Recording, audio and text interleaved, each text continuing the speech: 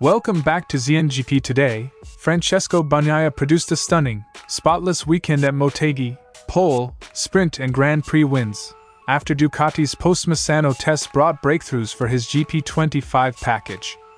Yet alongside joy he voiced frustration. If the fixes worked in Japan, why weren't they found earlier? Marc Márquez admitted the toughest opponent over the past 5 years wasn't a rival on track but himself. Speaking after clinching the 2025 MotoGP title at Motegi, the Ducati rider reflected on the mental battle that followed his 2020 arm injury, the internal tug-of-war between quitting and continuing, and explained why finally standing on top again feels more than a title. Dani Pedrosa paid tribute to Marc Márquez after the Spaniard clinched the 2025 MotoGP world title at Motegi. Speaking to DAZN, the former Premier Class contender, now KTM test rider and pundit, reflected on Marquez's comeback from injury, the personal struggles behind the triumph and the significance of the achievement for the sport. Aprilia Racing confirmed Jorge Martin's clavicle operation has been pushed back 24 hours. The Madrid rider will now go under the knife on Tuesday at Barcelona's Dexius Clinic. The move rounds off a brutal sequence of injuries for the 2024 world champion and leaves his short-term recovery timetable cautious and open-ended. Don't forget to click subscribe button and the bell icon for MotoGP news update.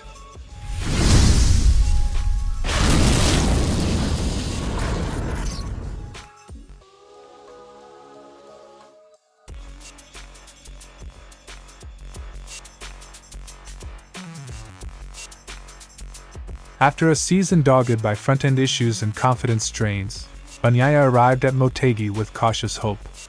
The Misano test unlocked changes that translated into immediate pace and control. He dominated the weekend but couldn't help wondering if the solution should have come sooner. "I'm very happy about today, but I'm also very angry. Maybe we could have done it earlier." The mix of elation and irritation underlines how small technical gains can have outsized competitive impact. Bagnaia kept specifics restrained, but the team's Misano work, reintroducing and validating parts and setups that had been trialed then shelved, clearly helped. Observers point to swing arm, aero and chassis permutations that reduced movement and improved front grip. He acknowledged testing different solutions in Misano and earlier venues, but said Misano was the first place they could properly try what ultimately worked. The episode shows how development paths can be nonlinear, a part tested, removed, then returned again with decisive effect. For much of 2025, Bagnaia described battling his GP25. In Motegi, he said the sensation reversed. He was riding the bike instead of wrestling it. Braking confidence, corner entry and stability were markedly improved. "This weekend I was riding my bike and not fighting with it." That fundamental feeling difference explains why qualifying, sprint and race all fell into place.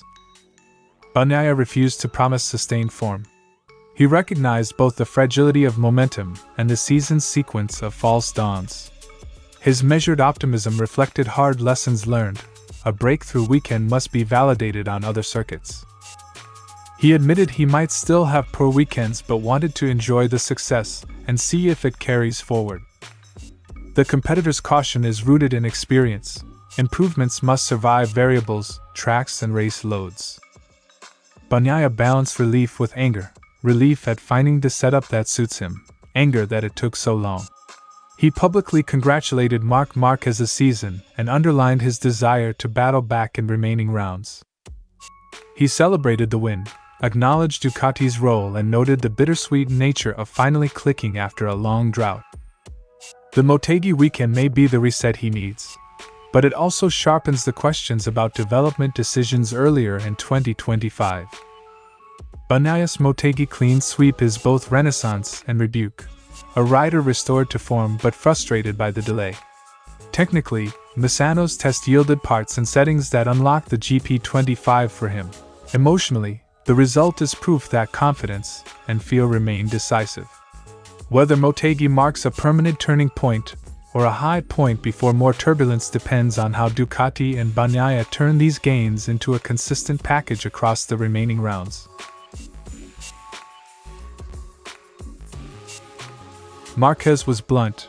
The hardest part of his comeback wasn't the surgery or the lapse. It was reconciling two versions of himself.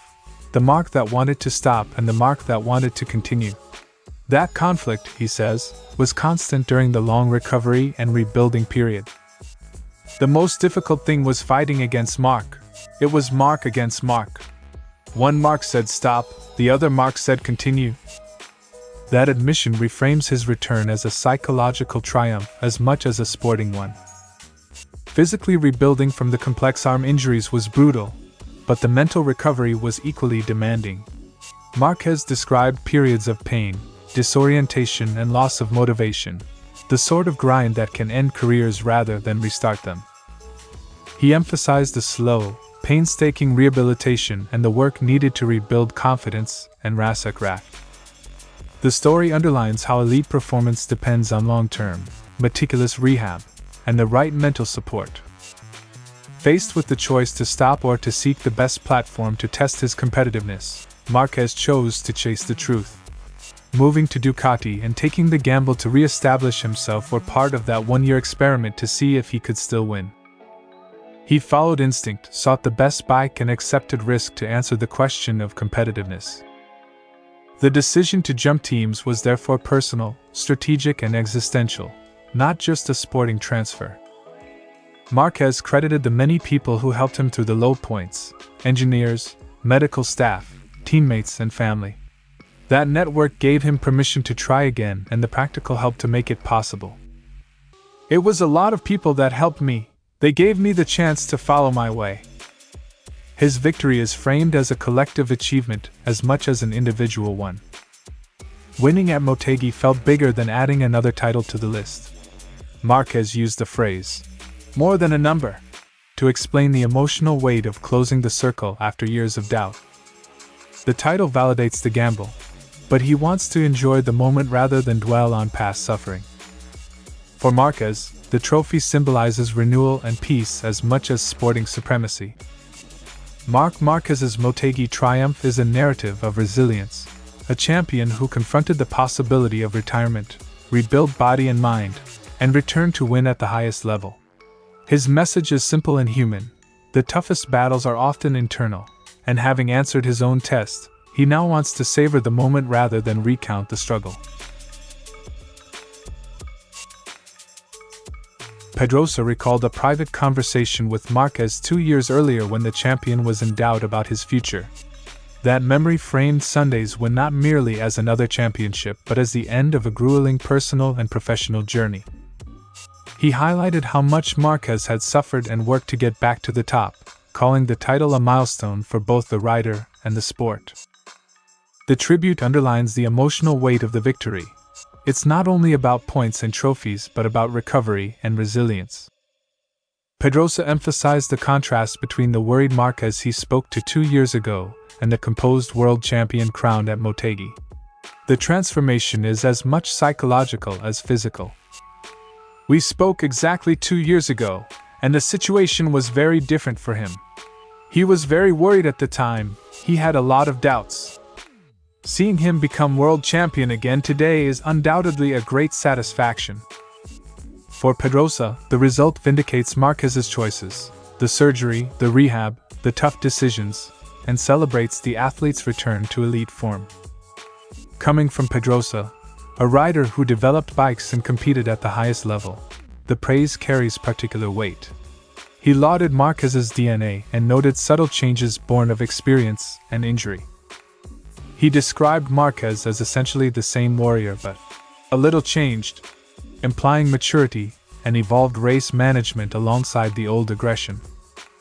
Such recognition from a peer underscores how exceptional Marquez's comeback has been in the eyes of MotoGP insiders. Pedrosa urged Marquez to savor the victory after years of uncertainty and hard work. The win, he said, is for Marquez, his support team and his family, all of whom lived the struggle alongside him. "He has my utmost respect, and I hope he enjoys this moment." The appeal to enjoy the moment highlights sport's humane side. Triumph can be catharsis as well as accolade.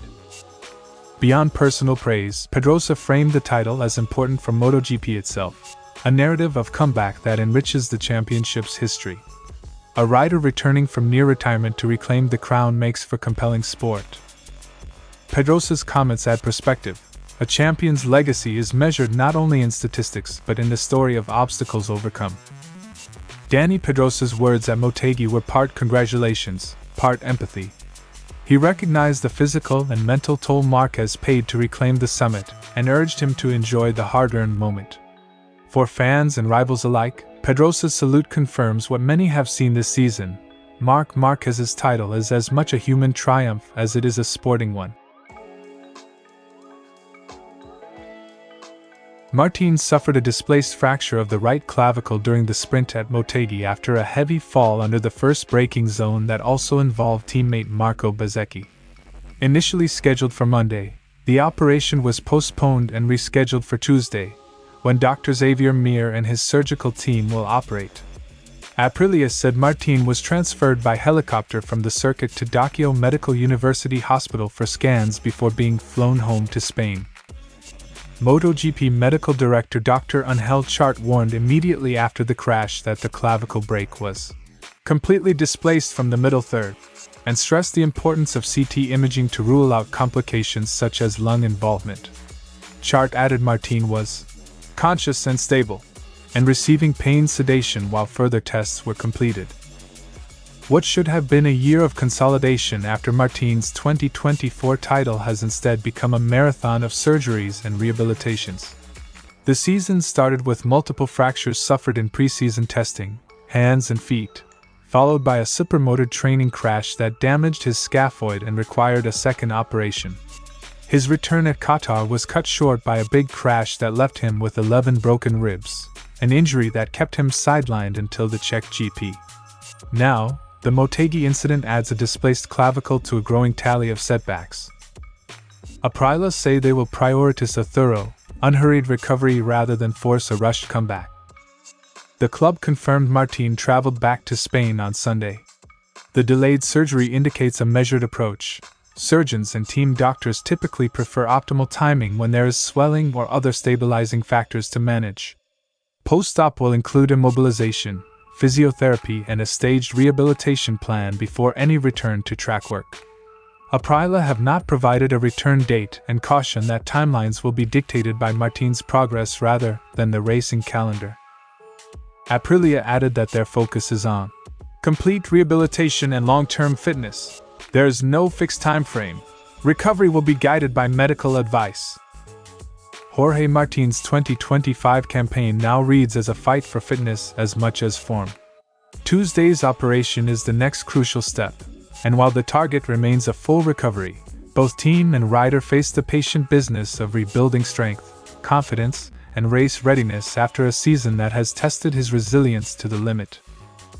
Thanks for watching ZNGP Today, and this is your MotoGP news update. And see you next time!